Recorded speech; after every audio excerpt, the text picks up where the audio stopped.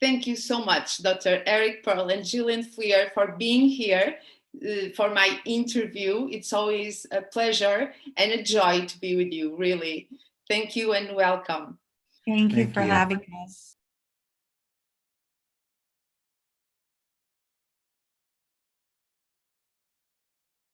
And then we come, rediscovered, to join the other seekers that were doing the level 1 in the live experience, the Immersion Weekend, these 2 days with people sharing I don't want to say the quantum jump, but it is like a new evolution that people experience during these weekends.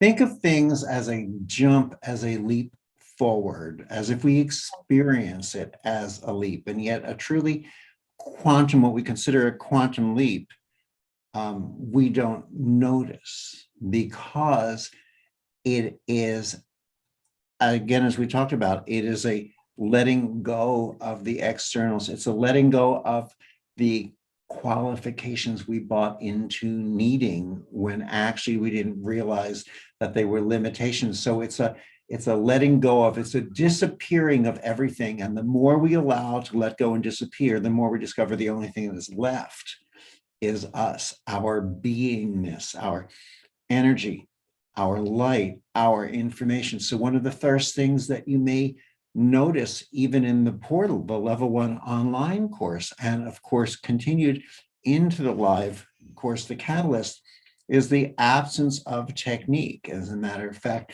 because the technique is how we tend to qualify ourselves. Mentally, we think, oh, I'm more qualified because I have more techniques, but we don't realize that that qualification is I'm more reduced, I'm more limited, I'm more boxed in. And so we feel safe in our boxes and fixing the firm little walls of do it this way and that way, not the other way.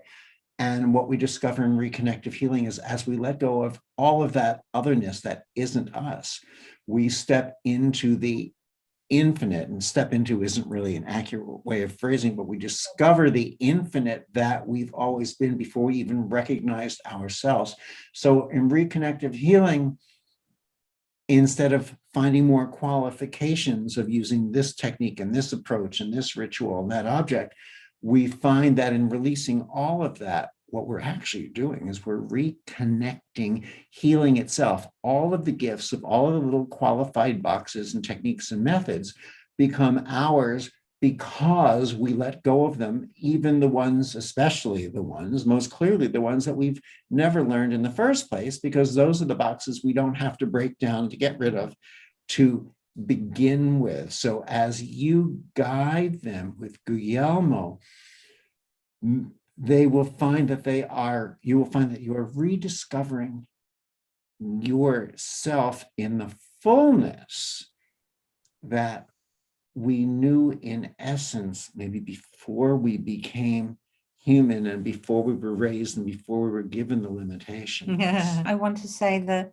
the new way in which the One experience, or the Catalyst for some, has emerged through our leadership, and Christina, I just want to say we are so grateful for the presence and leadership that you have brought to Portugal, and Guillermo's insights. To me, the Catalyst programs have never been stronger. It even the presence of be it Eric or Eric and myself being there becomes a diversion in a way for the mind, because if you've read the book and you've experienced certain things, then there is this moment that you question: is it me? Is it him? Is it her? And the leadership that you and Guillermo now bring to this program is the ultimate gathering of, I'm going to say, the experience of oneness in a way where one doesn't have to know how to find this, to feel for it. It becomes who they are. And that knowledge falling away to become a knowingness that never, ever leaves. And it is a step that once you take it, you cannot come back. It's like you have found how simple, how easy, it's just allowing to be, and you can feel the worthiness, like you use so well, your worthiness again. And so it's difficult, it's impossible to return. As we say, once you interact with this energy, light, and information, you are forever changed. So I hope you like it, because there's no going back. Oh, everybody likes it. I see everybody enjoy after that. I would be very thoughtful, though, also that, again, we have to use this accommodation with language. Yeah. So the idea of stepping forward is a little bit of an illusion in and of itself, because we aren't stepping forward. If I were to say to you, Christina, how do you walk towards yourself? Well, probably returning, not step forward. But... Yeah, and I think it's an important way for all of the students and all of us to continue to inquire about. It is a self-inquiry. And, you know, I'm almost, it's funny to use this word, almost in a way jealous of the newness of the experience that your students will be having, to have your heart and passion and understanding, and to be receiving this experience through you and through Guillermo, who is just the ultimate in the trainer of all of our teachers internationally, to be in that. It is very exciting. And they will become a group of friends. We've noticed in the Reconnective Life community, which is, since COVID, been really the only way that we're able to share weekly. Unfortunately, only in English at this time, but we are noticing when they come together as this group of friends, immersed in what we've been talking about, this receiving so profoundly, how trust filled, and it allows them then to take that into their everyday lives and sort of be that in all their relationships in their lives. Great to speak with you, because you always have different ways in the language. Again, you reinvent the language, and you always an inspiration for us that are speaking about it all the time. So to have you there, to listen to you a little bit, just sparks something here, and new words and new ways of explaining. You do a wonderful job. Thank you.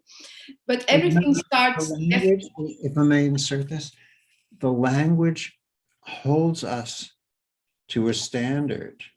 Yes. Each of us to a standard, because our language was created linearly, four-dimensionally, and what we're attempting to express and communicate is not linear. It's not four-dimensional. And I believe that this is part of the design gift of it, because when we do use the words and the language that we're used to using, that others are used to hearing, when I hear familiar words and lines and expressions, what happens is I go, okay, I accept it, I get it. But what I don't do is explore it. And when we, as teaching facilitators, whatever word we want to use, all of us, you, Guillermo, Jillian, me, and those learning this work, sharing it with others, when we stretch, when we reach inside to find a new, more intimate, more in touch way of expressing something, to find new words, what we discover is that all around us listen to accept and receive it. I believe that we make the change not by expressing things that are in familiar ways, but by finding new ways to express, which also requires others to find new ways to understand. And that's and receive. That's the receiving. I was going to say. Listening to different ways of explaining allows us to be more curious. What do you mean about that? What Exactly. What is that? So it's very important.